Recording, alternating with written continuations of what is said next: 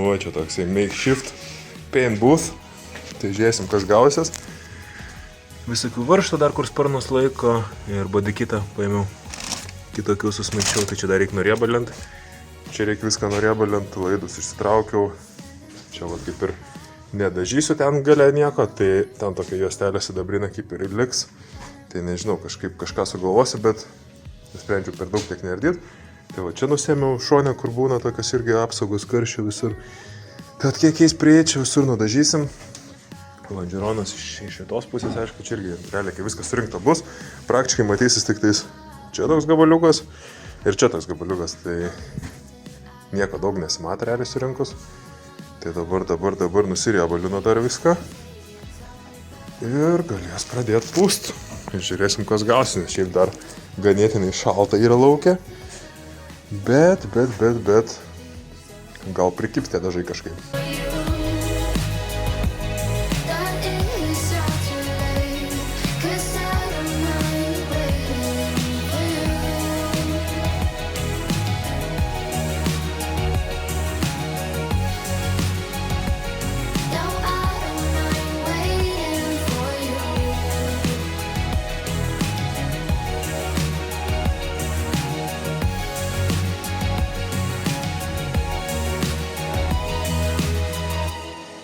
Crazy Monday, I know it shows that I'm a little nervous. I just realized that I can't let go. There's nothing about me and you, so let me stay here a little while, at least until I calm down.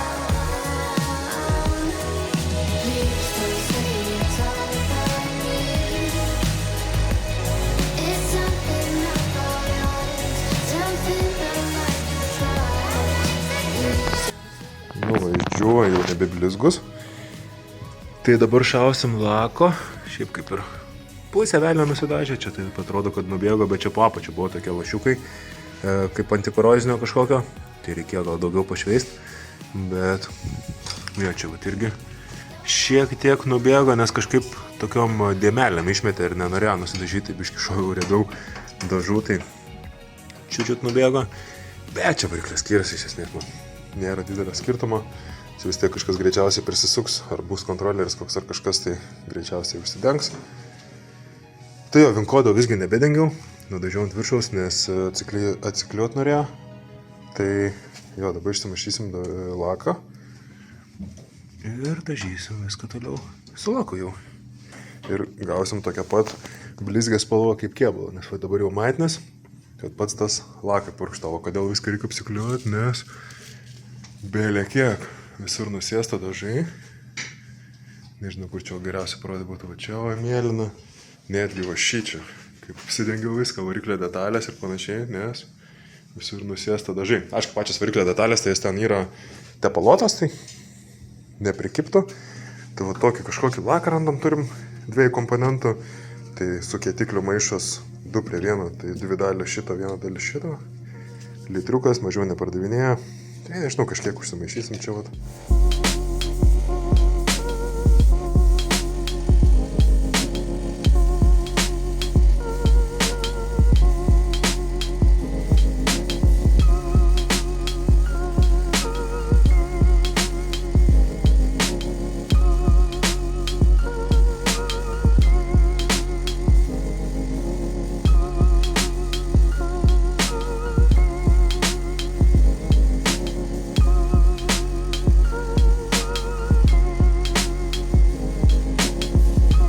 Dar čia pasilenkiau ir iš kaukės iškrito vandens tiesiai ant dažų, bet su servetėlė ištraukus tą vandenį, dar vienas sluoksnį užpurškus, viskas kaip ir susitvarkė.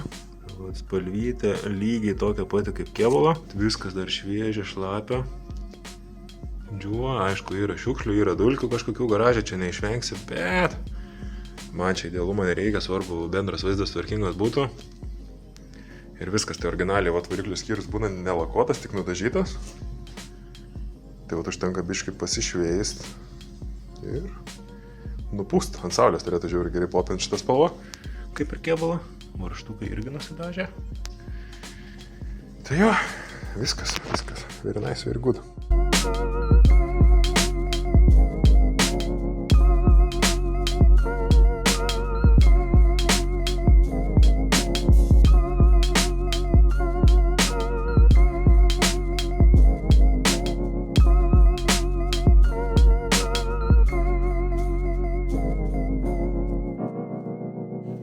Na tai kol laukiam variklio bloko, galim pradėti ruoštis kitas dalis. Tai variklio skyrius irgi išdažytas, džiūva kol kas. Dar nenorite nieko dėti atgal, kol nėra lakas pastingęs bent jau keletą dienų. Tai va, pasėmiau vanusą, biškį apsiplojau, kai išsirdysim, išsiplausim labiau. Tai šitas dalykas keičia belenėlio kaip ir padėtį, laipsnį ir taip galima išgauti geresnę ekonomiją, geresnę trauką prie žemų apsukų, taip pat geresnę trauką prie aukštesnių apsukų. Nes čia esantis cilindriukai vaikščia, jeigu šitas nėra užstrigęs, jo, vaikščia aukštyn žemyn, aišku, bėga alyva lauk iš karto ir tokiu būdu sukinėja belenėlį, keičia jo padėtį. Šitas yra su spiruoklė, tai sunkiau nusispaudžia. Tai žiūrint šitaip, šitas yra išmetimo pusės. Aišku, čia laisto visur alyvą, bet nieko tokio. Tai galim pradėti nuo to, kad išsimsim išmetimo belenėlio padėties daviklį, nes irgi reikės pakeisti auringą jo ir kad netyčia jo nesugadintume, neužgautume, nes vis tiek viską mirksim į chemiją, kad išsivalytų. Galim jį tikrai išsimti. Štai išinam, viduje yra auringas toksai žalias. Toliau turim komplektėlį vanusam perinkti. Šiaip šitos tarpinės nenaudosim, šitų, man atrodo, irgi neprireiks. Tai turim tuos kamštukus, kur anam video išėmėm iš vanuso. Taip pat vanuso netgi linijai pridėti auringai žarnai. Ir tie du maži varžtukai atvirkštinio sriegio, kurie laiko vanusą prie belenėlių. Na ir šičia pagrindinė dalis, tai čia yra auringai, kurie sukietėja ir dėl to vanusas kaip ir nebeveikia, nes jis veikia nuo alyvos slėgio. Tai kai šitie auringai sukietėja, susitraukia, jie praleidžia alyvos slėgį ir tiesiog nebeužtenka to slėgio, kad pastumti vanusą, padidinti belenėlius. Tai turėtų būti nestipriai priviršti. Šitas pirmas viduje neturi spiruoklės, tai galima tiesiog atsukti išmetimo pusės, o iš siurbimo pusės jau reikėtų šiek tiek prilaikyti su ranka ar su kažkom, kad nešautų jisai. Jo, tai vat. Ganėtinai iš tikrųjų stipriai priviršti buvo karštai. Turėtų būti tik 10 Newtonų priviršti. Na, o šitos elektrinės dalys, tai yra solenoidai, kurie būtent ir kontroliuoja tą praeinantį alyvos kiekį. Tai čia jau iš kompo signalus gaunant jie vat. Ir judina tą vanusą, praleisdami alyvą. Tai šiaip šitie kaip ir negenda, jų net neliesim, nesukinėsim, ten irgi jie turi tos tokius crash washerius, poveržlės suspaudžiamas, tai taip giliai nelysim. Taip pat šitais vanusais būna problema, kad jie barškėt pradeda, tai yra komplektėlis tam barškėjimui sutvarkyti, bet pas mane nebarška, tai turiu tik tais realiai auringų komplektą, tai jį tik tais ir keisim. Tai štai, išsirda. Visos dalys tokias jau ganėtinai purvinas, kaip matot. Tai būtinai viską klausim, valysim. Na ir šičia turėtų tiesiog šitą detalį išsiimti, bet čia greičiausiai bus dar jo alyvos ganėtinai nemažai. Išpyliau kažkiek tos alyvos. Tai va šitas visas reikalas, kaip matot, belė kiek laisvumo turi, kaip kas neturėtų realiai būti. Ir šičia turim tos būtent žiedelius, kuriuos reikia pakeisti mums, kad vėl atsigautų tas vanos veikimas normaliai. Tai, o jeigu barška vanusai, tai čia dar šičia ardas ir ten tokios irgi keičias guliukai tokie. Šiaip nėra visiškai lygus šitie žiedeliai. Bet sakau, kažkaip su šito automobiliu važiuodamas aš vanuso aktyvacijos jokios nejaučiau. Tai sunku pasakyti iš tikrųjų, kiek jie čia veikia. Aišku, šitų benzininių MP4 variklių nesu daug vairavęs, tai nelabai aš galiu palyginti tą trauką, kokia jinai turėtų būti. 2 varžtus atsisuksim tiesiog, o kitus 2 jau prispausim ranką, kad nešautų čia viskas į dangų. Biški laikas įleis. Šiaip nėra labai didelis šis spaudimas.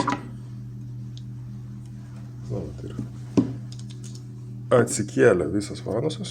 Na, tai irgi turim tuos žiedelius. Šiaip šitas tai dar geresnis būklės negu anas.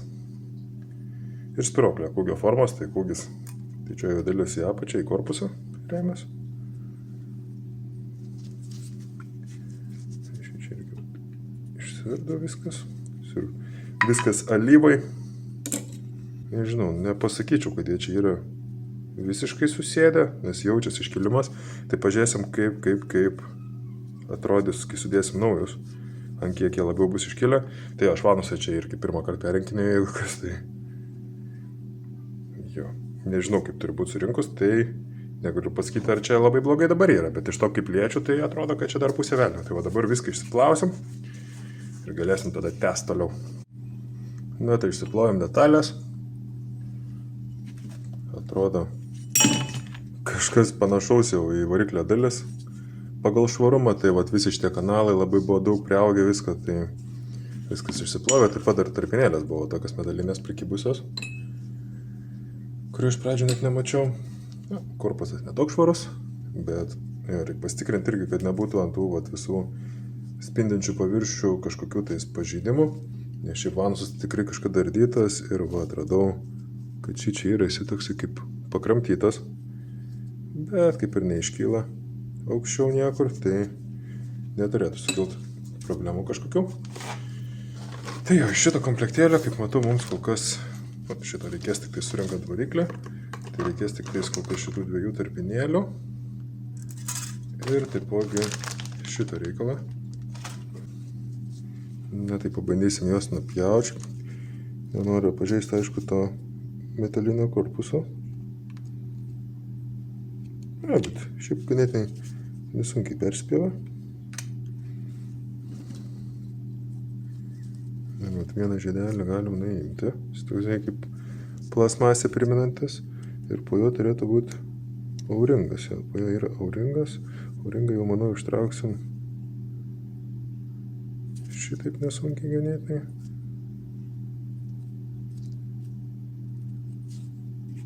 Auringas nusiema. Na ir lieka dabar šitoj pusė irgi tą patį padaryti.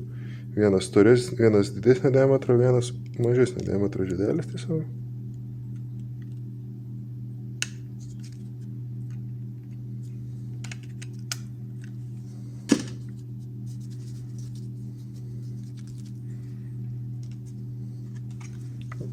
Gal irgi nupjausim. Vieną, tarkim, mažą šitą žiedelį.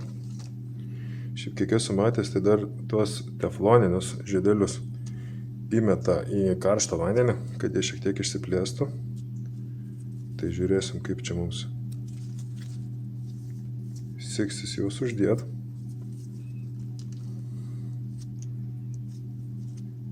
Visi tokie plasmasiniai realiai. Ganėtinai kietas, bet man atrodo užsidės. Tai va, po biškio aplinkui einant. Svarbu, kad jisai neužsiverstų. Jo, puikiai užsidėjo. Jo, sukasi jisai, kaip matot. Viskas čia ledas jo iškylė yra gerokai daugiau negu senieji. Tai jau geras ženklas. Jo, čia vat įsistatė pilnai ir tada va, po truputį aš jį va tai va su pirštais užkeliu ir viskas. Nu, komplektėlis šiaip atrodo ganėtiškai kokybiškas, nes viskas gražiai susideda, skylės tinka.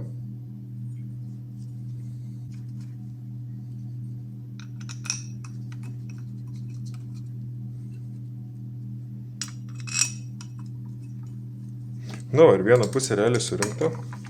Anoje pusėje nieko sudėtingiau nėra, tik kad aspiroklio. Tai gali būti šiek tiek sunkiau prispaustą dangtelę, kurį dabar prasikinėjau.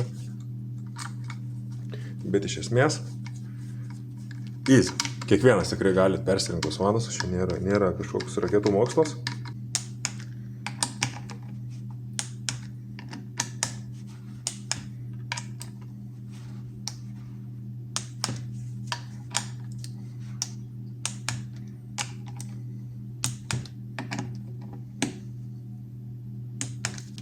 Na va, ir turim pilnai surinktą vanusą. Tai pasitikrinti, ar normaliai veikia, tai šitas stumokliukas šį čia viduje turėtų išsistumti į viršų, išsistumia į apačią. Irgi išsistumia, netgi jaučias, kaip oras eina. Na, šitos pusės tai tiesiog turėtų būti. Aišku, su pasipriešinimu, spiruliuojantis, irgi girdis, kaip vaikšto oras, tai nenusignybė jokie žiedeliai. Protipas, kaip surinkti šitą pusę lengviau, tai pradžiai visą tą reikalą, kur yra atskiri visą tą cilindrą, su žiedeliais pradžiai įsistatyti, tarkim, į šitą dangtelę tik tais, nes tada susispaudžia tas tefloninės žiedelis iki mažesnio diametro, tada, tarkim, įsistatyti tą visą žiedelį į korpusą, visą tą cilindriuką, išsiimti ir tada užsidėti jau tarpinę, įsistatyti cilindriuką į šitą dangtelę, užsidėti spiruoklę ir tada dėti viską kartu, tai va žymiai paprasčiau. Nes jeigu iškardėsi, tai bus žymiai sunkiau, nes žiedelis yra išsiplėtęs, o kai jį pradžiai įsistatai kažkuria tai detalė, jisai sumažina savo diametrą ir po to surinkti yra paprasčiau. Tai va, teoriškai šitą detalę perinkta vanusas, tiksliau vanuso sylai, barškėjimo to komplekto nedėjau, nes kaip ir nereikėjo, tarpinėlės sudėjom naujas visas žiedelius. Ir jo, dabar, nežinau, pasiruošiu detalę, nusidažysiu. Dažysis tai tik tais, vat, šita dalis, čia viskas dangtelio priekis ir panašiai, tai nesidažu, tai čia ganėtinai nemažai apsikliuot, nusiriebalint ir viskas, tai tiek, realiai, vat, pas ką yra problemos su vanusiais, bet tarkim jie nevarška, tai paprastai persirenka.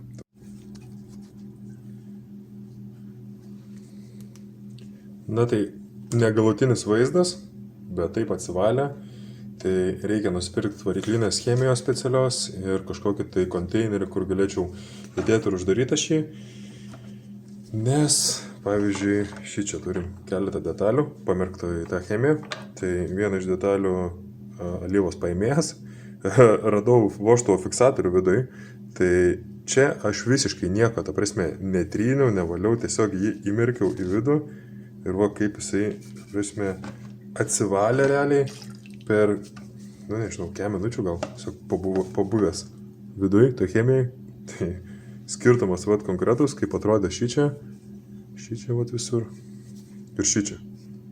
Taip pat tiesiog linija matos. Tai vat noriu visą šitą chemiją pamerkti, visas vidinės variklio detalės. Ir vieną iš kitų detalių irgi vat šitų velenėlių kokliukai buvo visiškai geltonė, kaip ir pati goliavietė. Tai tiesiog įmečiau į šitą bliūdą šios, biškį pamaišiau ir viskas, neįtrint nieko nereikėjo, tai atsivalo vat belė kaip gerai. Parodysiu, kaip valau vožtuvus, tai čia jau esu keletą nusivalęs, tai įleidimo vožtuvai easy nusivalo, išmetimo realiai užtrunki vieną vožtuvą nuvaryt 3 kartus tiek, kiek ir įsiurbimo. Na tai paėmiau vieną iš tokių baisesnių, tai kaip aš valau, tai tiesiog įsidedu į grąžtą, kaip matot, čia yra tokia kaip ir geltonesnė dalis, tai va tik iš tos vietos kaip ir nedarbinė vieta yra vožtuvo, tai čia galima tiesiog suimti tą vožtuvą ties šitą vietą ir nieko, paprasme, nedėti jokio skuduro, nieks čia nepasižeisti. Jo, tai vat, išmetimo vožtuvus, tai tiesiog, aišku, savaime suprantama spaudžiu ir valau, tiksliau ne išmetimo įsiurbimo, bet išmetimo vožtuvai yra antiek apaugę, tai čia dar vieną tokį baisesnių paėmiau ir šitą visą košį yra žiauriai tvirta, ta prasme, jinai nenusivalo lengvai. Tai viską reikia labai švariai nuvalyti, būtent kodėl? Todėl, kad kur lieka šitos anglies dėmės tokios, kažkokie priaugę dalykai, tai šitoje vietoje koncentruojas karštis ir nesijaušina detalė, ir aišku pradega tas vožtuvas ar stumoklis ar kažkas, tai viskas turi būti visą laiką labai nuvalyta, ypač jeigu automobilis bus naudojamas nesąmonėm daryti. Tai su šituo.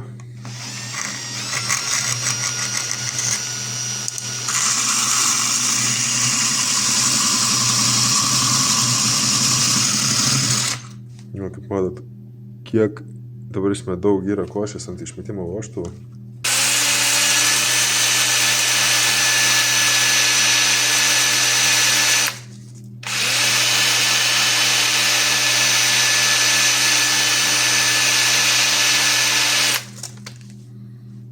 Vat kiek yra nesąmonės ant priaugė. Ir šitas dalykas labai kietas yra, dabar jisai net su vėliniu šepečiu nelabai nori valytis, tarkim, užsidėjus ant relė.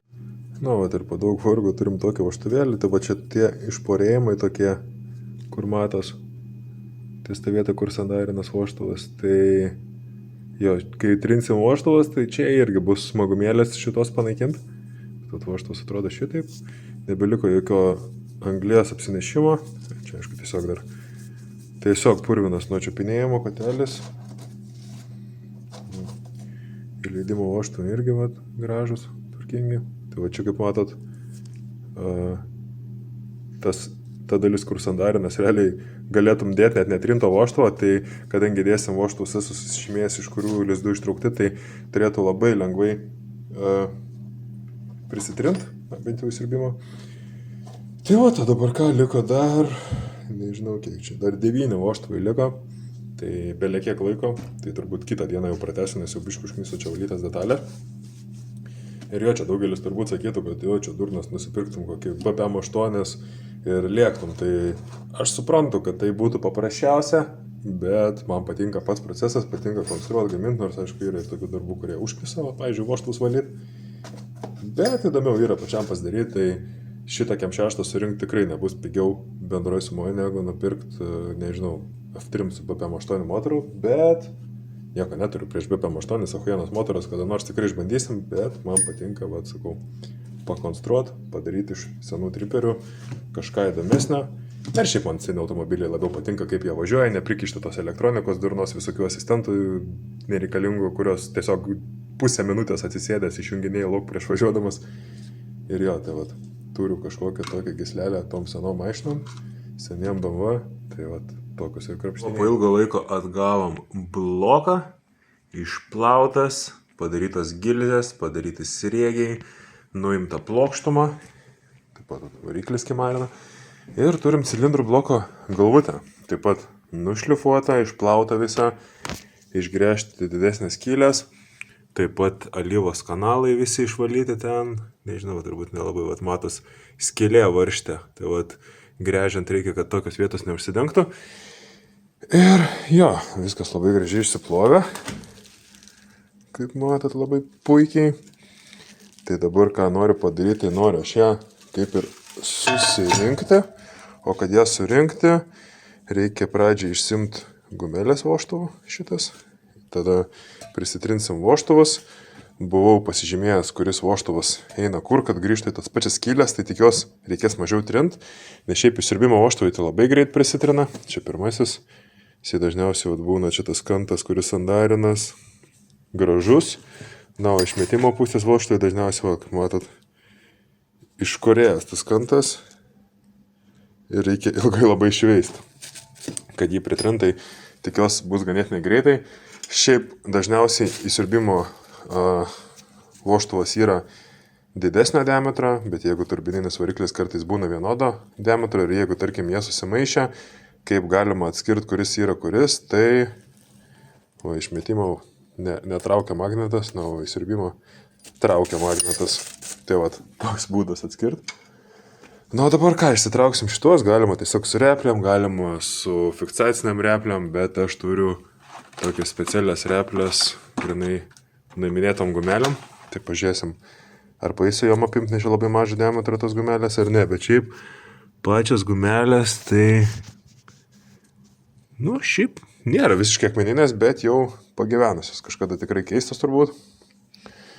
Tai vat, galim pabiškardytis. Na, tai tiesiog čia nieko įspūdingo nėra, jas nuimti. Suėmė kažkaip patogiai ir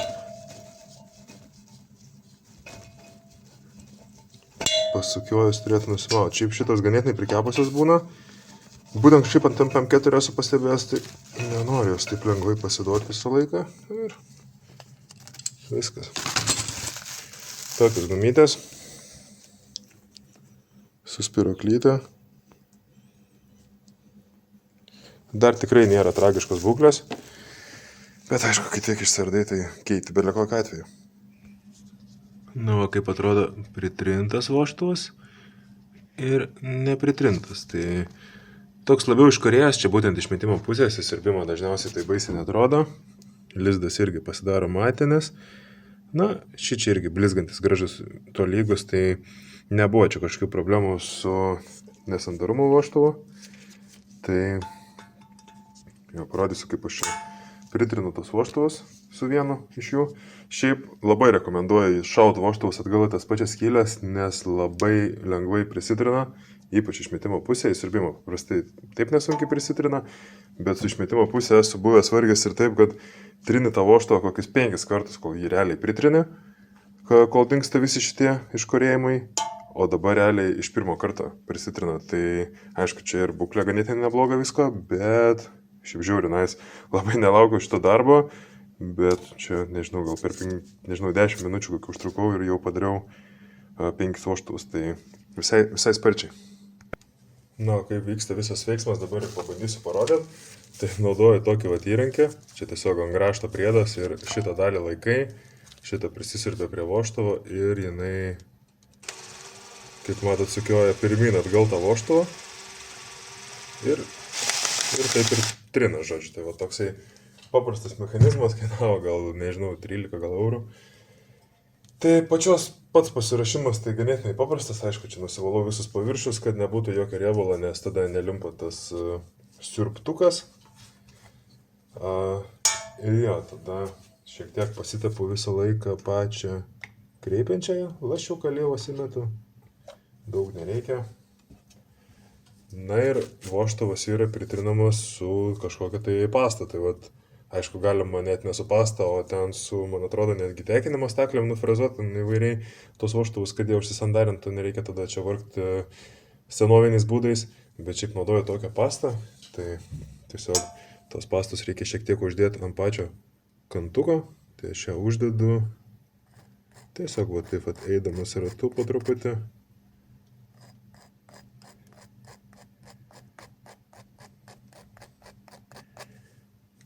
Kažkas tokio, ganėtinai čia nedaug jos reikia, labai svarbu yra neuždėti kažkur ant kotelio, ar kad čia nepatektų, nes jeigu čia pateks, tai tiesiog nelips tas siurbtukas, o jeigu ant kotelio pateks, tai susigadins kreipiančioji ir pats kotelis turbūt, nes čia yra tokia abrazyvinė pasta, su tokiom, nežinau, tokiais grūdeliais ar metalo ar kažkom, kurie ir pritrina tos paviršius į krūvą.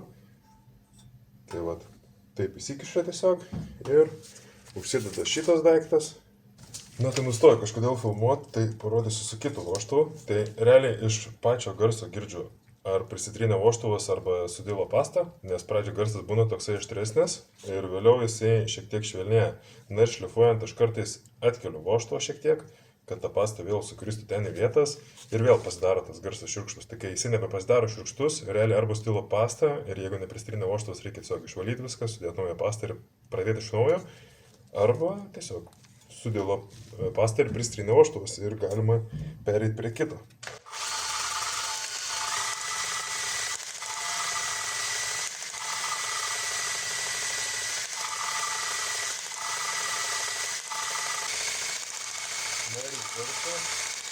Nežinau, kaip jūs girdit, bet apkėlus vožtuvą ir jį nuleidus atgal, tai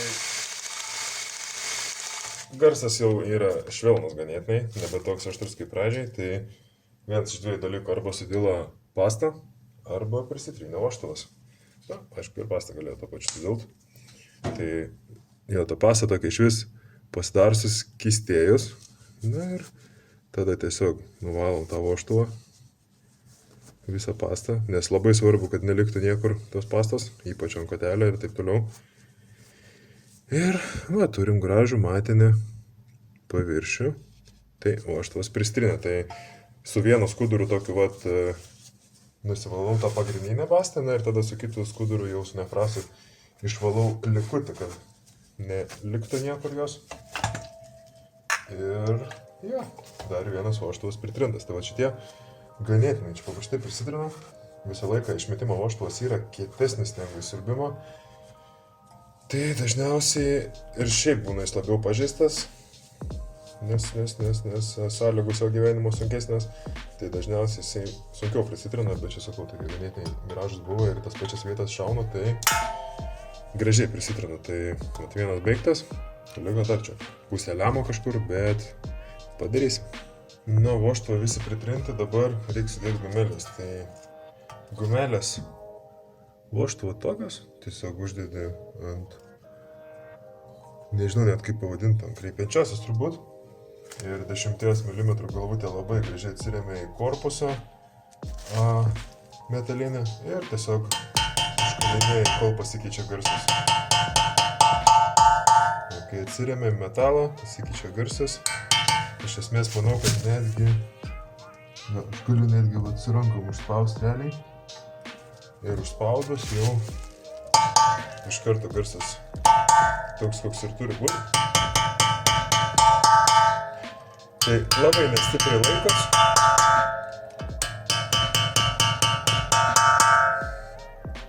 Ir viskas. Ir nepasižiūrėjau, kad šitame komplekte yra 16 gumelių, o reikia 24, tai likusias galėsiu sudėti tik tais rytoj, na ir tada sumesim vožtuvus ir surinksim galvutę pilnai.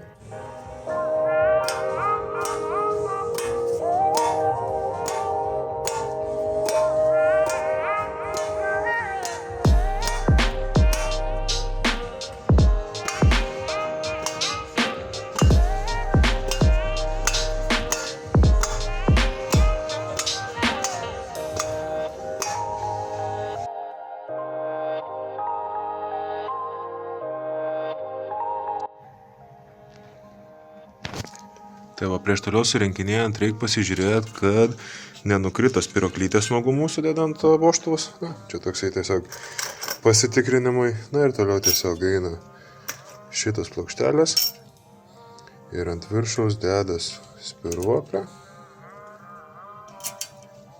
Tada šitas lėkštutės. Na ir tada nuspausti reikia vožtuvą ir sudėti po 2 šitos gaidžiukus kiekvienam vožtuvui. Tai vat. Taip susirinkinėja, daug vožtuvų, daug šitų reikia sudėti, turi tokį gan nepatogų įrankį, tai čia reikia šiek tiek pastraglint, bet ne pirmas kartas surinksim. Va, ir galvutė surinkta, nelabai parodžiau, kaip čia sudedu tos vožtuvus, nes žiauriai nepatogu iš tikrųjų su šito įrankio, tai susikonstruoja čia kažkokį kontrepšiną ir tiesiog vat, užsidėjęs ant vožtuvo jį gali su ranka nuspaust. Nusispaudžiusiai ir su kita ranka tiesiog su atsuktuvu įdedu tos fiksatorius, tai pasitepu tiesiog su riebesniu tokiu tepalu, kad priliptų tas fiksatorius ir vieną įdedi, atleidi, užsidedi kitą fiksatorių ant atsuktuvo ir taip, kol sudedi kem 8 tos fiksatorius, tai užtruko ganėtinai ilgai, bet viskas susidėjo, visur viskas gražiai stovi, čia ant viršaus tas tepaliukas liko.